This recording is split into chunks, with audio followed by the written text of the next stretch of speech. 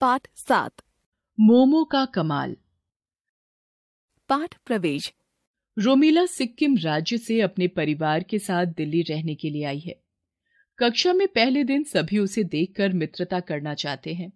आइए पाठ पढ़कर जानते हैं कि वह किस प्रकार से सबकी दोस्त बन जाती है। कक्षा में एक नई लड़की आई थी, रोमिला। कक्षा के सभी बच्चे उसे बार बार देख रहे थे। वे सब उससे दोस्ती करना चाहते थे, पर बात करने में संकोच कर रहे थे। रोमिला चुपचाप बैठी थी। लंच ब्रेक हुआ तो उसने अपना खाने का डिब्बा खोला। साथ बैठे मोइन ने तिरछी नजरों से उसके डिब्बे की ओर देखा तो उसकी आंखें फैल गईं। मोमो, वाह, मोमो तो मेरा मनपसंद व्यंजन है। मोइन सोचने लगा, रोमिला की माँ कितनी अच्छी है। उसे खाने के डिब्बे में भी मोमोज देती हैं। मेरी माँ तो रोज रोज पराठा, सब्जी, चावल या सैंडविच दे देती हैं। वह ललचाई नजरों से रोमिला के खाने का डिब्बा देखे जा रहा था। अपना डिब्बा उसने खोला भी नहीं था। रोमिला समझ गई। उसने अपना खाने का डिब्बा मोइन की तरफ बढ़ाते हुए कहा, लो तुम भी खाओ। मोइन मोमो लेने से हिचकिचाया, पर उसके मुंह में पानी भी आ रहा था। पर अब करे तो क्या करे। रोमिला बोली, देखो मैं यहां नई हूं और मेरा कोई दोस्त भी नहीं है।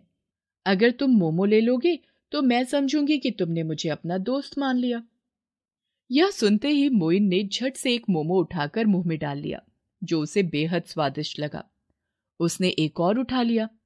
तभी अबीर, प्रज्ञा, मनीषी तथा दिलप्रीत मोइन को खेलने के लिए बुलाने आए। वे सब रोज लंच करने के बाद खेला करते थे। रोमिला ने उनके सामने भी अपने खाने का डिब्बा बढ़ाया। अब तक मोइन के हाथ में मोमो देखकर वे सब समझ गए थे कि मोइन ने रोमिला से दोस्ती कर ली है, इसलिए वह अब उनकी भी दोस्त बन गई थी। सबने एक एक मोमो उठा लिया। सभी को वे बहुत स्वादिष्ट लगे। उन्होंने आज तक ऐसे मोमोज नहीं खाए थे। सबने उनकी बहुत प्रशंसा की। रोमिला ने मुस्कुराते हुए कहा, कल मैं आप सबके लिए और भी मोमोज लेकर आऊंगी।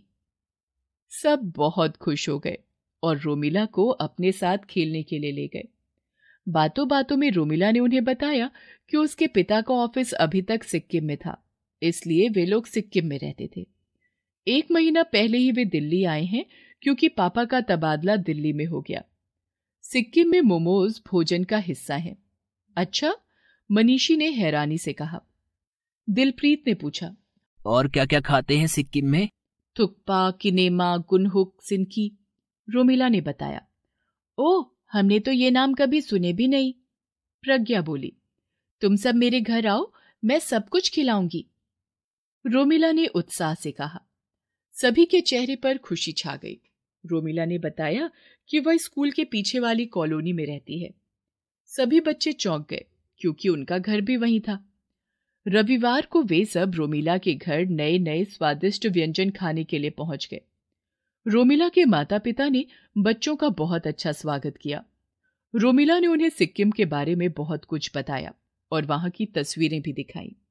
सभी बच्चों ने घर जाकर अपने अपने माता पिता को सिक्किम के खाने, वहां के सुंदर दृश्यों, सुहावने मौसम के बारे में बताया तथा छुट्टियों में वहां ले चलने की बात कही।